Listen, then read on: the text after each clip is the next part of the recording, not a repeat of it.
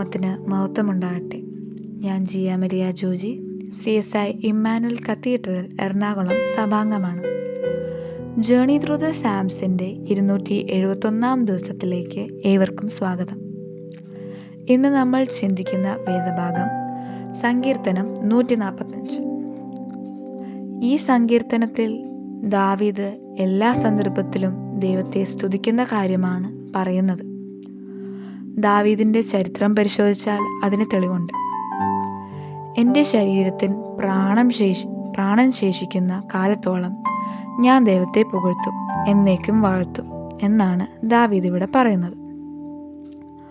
ദാവീദ് എല്ലായ്പ്പോഴും ഒറ്റയ്ക്കായിരിക്കുമ്പോഴും കൂട്ടമായിരിക്കുമ്പോഴും സന്തോഷമായിരിക്കുമ്പോഴും എല്ലാം നഷ്ടപ്പെട്ടിരിക്കുമ്പോഴും അവൻ ദൈവത്തെ സ്തുതിച്ചുകൊണ്ടിരുന്നു.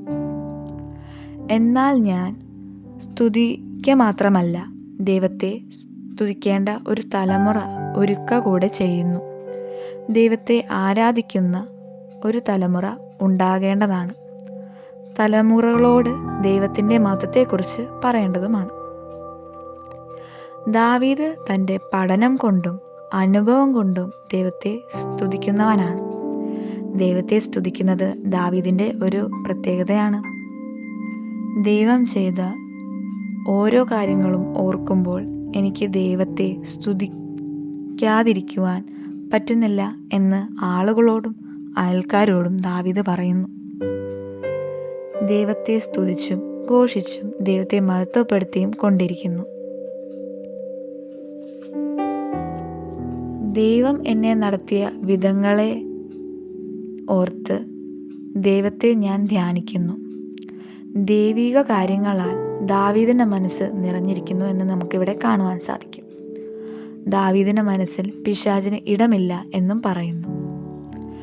ഇങ്ങനെ 1 മുതൽ 7 വാക്യം വരെയുള്ള വാക്യങ്ങളിൽ നമുക്ക് കാണുവാൻ സാധിക്കും. 2 കാര്യങ്ങൾ പ്രധാനമായിട്ട് കാണുവാൻ സാധിക്കും.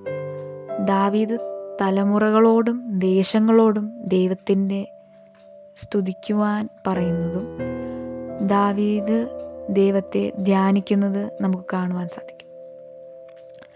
8 വാക്യം മുതൽ താഴത്തോട്ട് നാം കാണുന്നത് ദാവീദ് ദൈവം ചെയ്ത പല കാര്യങ്ങളെ ഓർത്ത് സ്തുതിക്കുന്നതാണ് നമുക്ക് കാണുവാൻ സാധിക്കും. ദാവീദ് ദൈവത്തിൻ്റെ കൃപയെ ഓർത്ത്, കരുണയെ ഓർത്ത്, ദീർഘക്ഷമയെ ഓർത്ത്, മഹാദയയെ ഓർത്ത് ദൈവത്തെ സ്തുതിക്കുന്നത്. ദൈവം എനിക്ക് ചെയ്ത നന്മകളെ ഓർത്ത് എനിക്ക് ദൈവത്തെ പ്രസിദ്ധമാക്കാതിരിക്കുവാൻ കഴിയുന്നില്ല എന്ന് ദാവീദ് പറയുന്നു.